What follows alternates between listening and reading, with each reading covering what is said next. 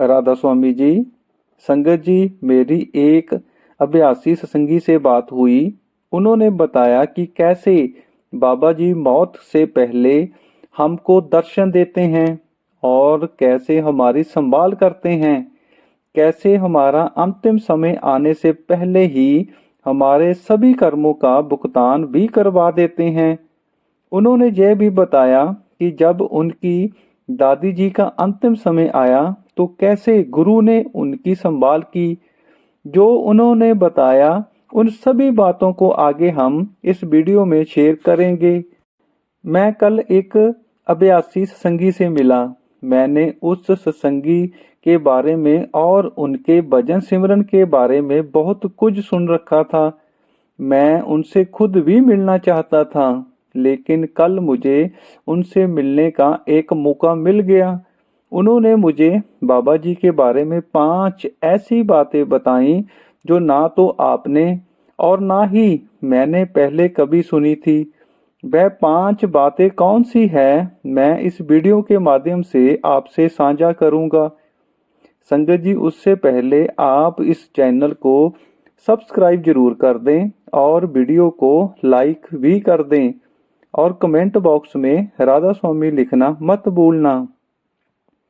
Video शुरू करने से पहले मैं आपको कुछ उस सत्संगी के बारे में बताना चाहता हूँ।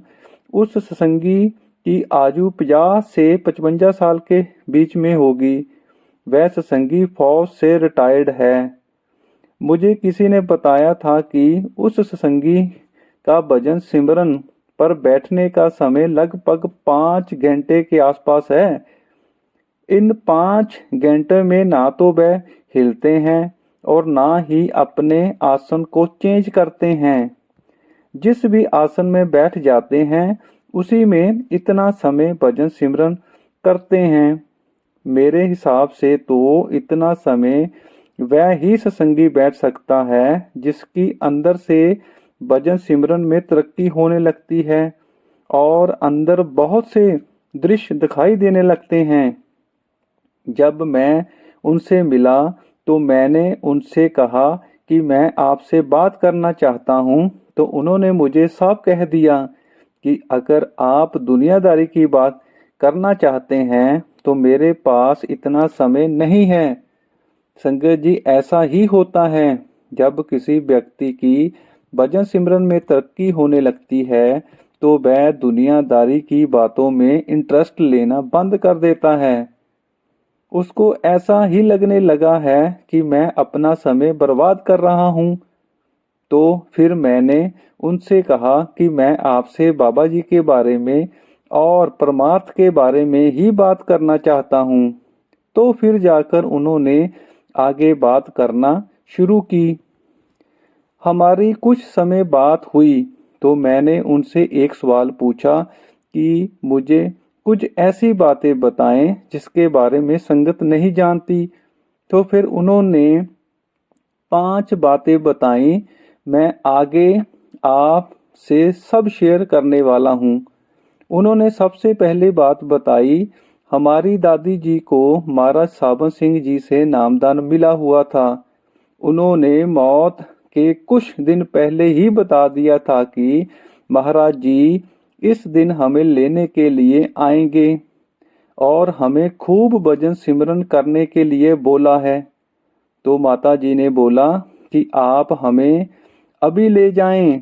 तो महाराज जी ने कहा कि अभी आपके कुछ कर्म बाकी हैं जो आपको भुगतने ही पड़ेंगे। जब वह कर्म आपके खत्म होंगे तब हम आपको ले जाएंगे। संगत जी, अब हमें इस बात से क्या पता चलता है? नंबर 1, गुरु अपने सत्संगी को अंतिम समय में लेने के लिए जरूर आता है। नंबर 2, हमें अपने कर्मों को भुगतना ही पड़ता है। नंबर 3, कर्म भजन सिमरन से ही खत्म होते हैं।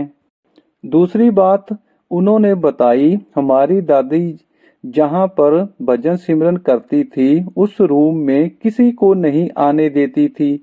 वह हमेशा बोलती थी, जब मेरा भजन सिमरन का समय होता है उस वक्त महाराज जी के आने का समय भी होता है, इसलिए मेरे कमरे में कोई ना आए। दादी जी कमरे में एक कुर्सी और उसके ऊपर एक गद्दी हमेशा रखती थी, लेकिन आप उस पर कभी नहीं बैठती थी और ना ही किसी को बैठने देती थी। हमने उनको कई बार पूछा कि आप कुर्सी क्यों रखते हैं, तो उन्होंने कभी भी इसका जवाब नहीं दिया। तीसरी बात, उन्होंने बोली कि जब दादी जी का अंतिम समय आया तो दादी जी मुस्कुराने लगी और बोलने लगी कि महाराज जी आ चुके हैं, अब मेरा जाने का समय हो चुका है।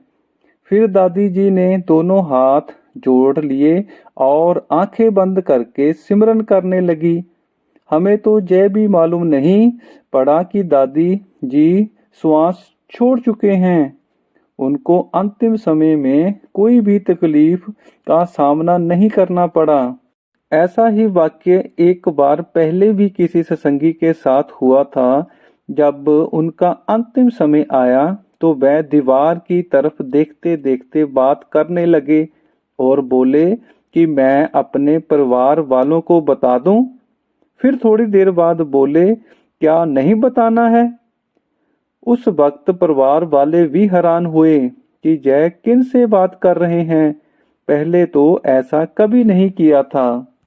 चौथी बात उन्होंने बताई कि जब भी बाबा जी सत्संग करने के लिए आते हैं या दर्शन देने के लिए आते हैं तो हमें उनके आने से पहले ही सत्संग पंडाल में चले जाना चाहिए, क्योंकि बाबा जी जब दृष्टि डालते हैं तो हमारे बहुत से कर्मों का नाश हो जाता है।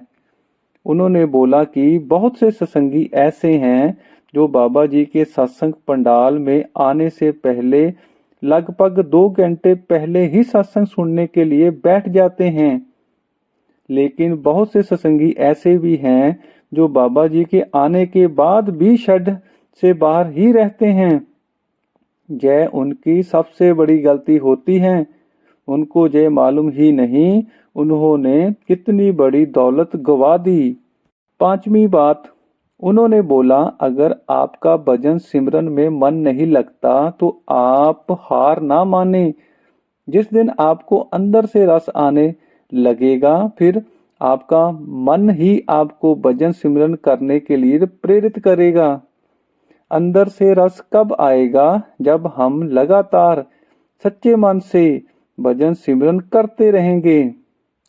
उन्होंने आखिर में सलाह दी, अगर आप भजन सिमरन में तरक्की करना चाहते हैं, अगर आप चाहते हैं कि आपको भजन सिमरन के वक्त अंदर से रस आने लगे तो आपको कम सोना, कम खाना और कम बोलना शुरू कर देना चाहिए। यह 3 आदतें हमें आलस की तरफ ले जाती हैं। संगत जी, वीडियो में बस इतना ही। अगर आपको ये वीडियो अच्छी लगी तो आप इस चैनल को सब्सक्राइब जरूर कर दें और वीडियो को लाइक भी कर दें। राधा स्वामी जी।